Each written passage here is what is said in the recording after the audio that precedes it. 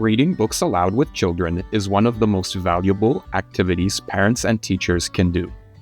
Read-alouds can help build literacy skills, expand vocabulary, improve comprehension, and introduce the joy of reading for pleasure. How can dual language books best be used for read-alouds? We asked an expert. Meet Dr. Melanie Griffith Brice, who shares advice on using Indigenous dual language books. Dr. Brice is a Métis woman with long dark hair. She's wearing a floral top and is seated in front of a bookshelf. Tansei Tanshi, bonjour, Melanie Griffith Brice, Nitsikason Michifnia, Kaya te lac de prairie, Ochinia egua la bruchar sagahigan, Oskana kayas digi migwits ni weekend. Hi, I'm Dr. Melanie Griffith Brice, and I'm the Gabriel Dumont Research Chair in Métis Michif Education in the Faculty of Education at the University of Regina. What are the benefits of reading Indigenous dual language books? Often when people consider using dual language books, they think in terms of using it to support language learning, that is, using their knowledge of one language to learn a new language. Dual language books also can be used so students can explore similarities between languages. If you're not a speaker of an Indigenous language, then this will be very challenging. So why use Indigenous dual language books if you don't speak the language or don't have any students who speak the language? Indigenous dual language books have a lot to offer.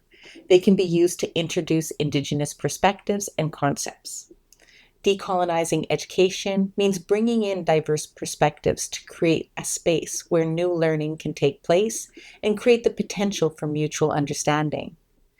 This way, students can learn that there are multiple ways of knowing, multiple literacies, and not just Eurocentric knowledges.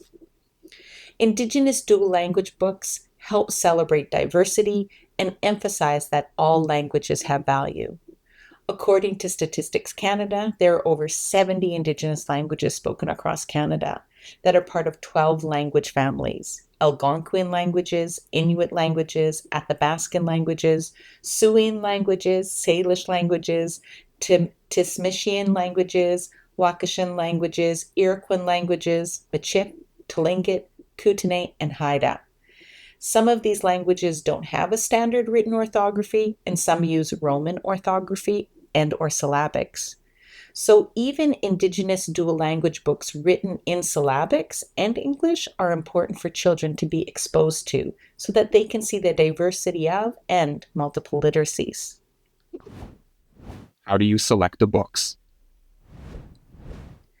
When selecting Indigenous dual language books, I consider the themes that are within the books. I don't base my selection on a particular Indigenous group or language.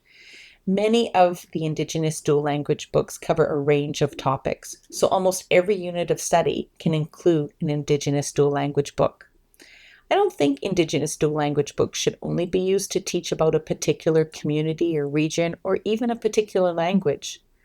All children will benefit from learning about diverse perspectives and seeing or hearing different languages as they explore themes around family, community, seasons, hunting, fishing, or the values of hard work, caring for one another, being good stewards of the environment, and perseverance.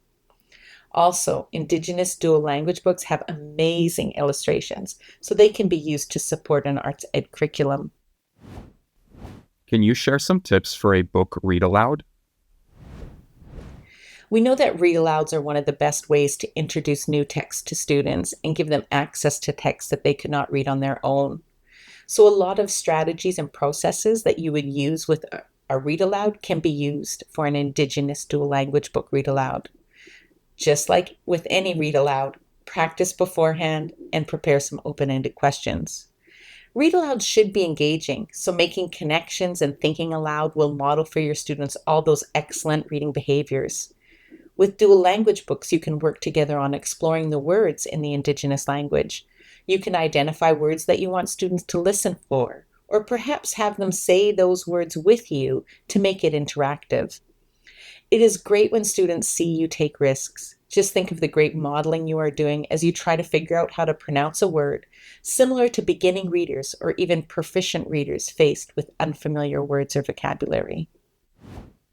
What advice do you have for pronouncing the words? Most dual language texts will have a pronunciation key to help. In using Indigenous dual language books, it is very good to take it slow and not rush when trying to pronounce the words. Break it into syllables. Many people will try to say a word fast when they're not sure how to pronounce it, but saying it slower actually makes it easier. You may not get it exactly right, but trying is the most important. You could also go over some of the words in advance with the students and then have them pronounce the words alongside you as a shared reading. This gives them an opportunity to try out words in a different language and can remove some of the stress around pronunciation. If a text is fairly simple, consider reading the book in the Indigenous language without the English. The illustrations are often very rich, and this gives students a chance to appreciate the flow of the language and approach the text from an aesthetic stance, where it's about their interpretation and sharing any emotions that may be evoked during the reading. For example, the Nokum series, translated by Leona Morin Nielsen and illustrated by Caitlin Dale Nicholson, is a great place to start. Some Indigenous dual language books have accompanying audio that you can play while sharing the books. For example, Gabriel Dumont Publishing has many children's books that, in addition to the written text, have an audio of the Michif translation.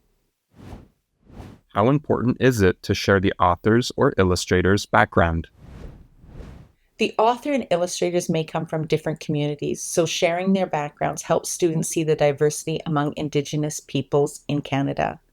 This is very important so children can learn a bit more about the diversity of Indigenous peoples across Canada and not view Indigenous peoples as a monolith.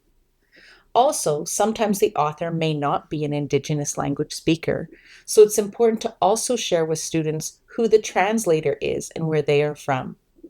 Having a map handy before reading an Indigenous dual language book will allow you to point out the region where the Indigenous language is spoken, as well as where the illustrator, author, and translators' communities are located. If you have time, finding some photos of the different regions or even the communities where the authors, illustrators, and translators are from helps children learn more about the different regions that Indigenous people live and work. For example, some live in northern communities and some live in urban centers. Thanks to Dr. Melanie Griffith Brice for sharing her expertise, and to Dr. Lori McKee, Associate Professor in the Department of Curriculum Studies at the University of Saskatchewan, for her guidance on this project. For more growing literacy tips and resources, visit the Canadian Children's Book Centre at bookcentre.ca. Thank you to the Canada Post Community Foundation for their support of growing literacy.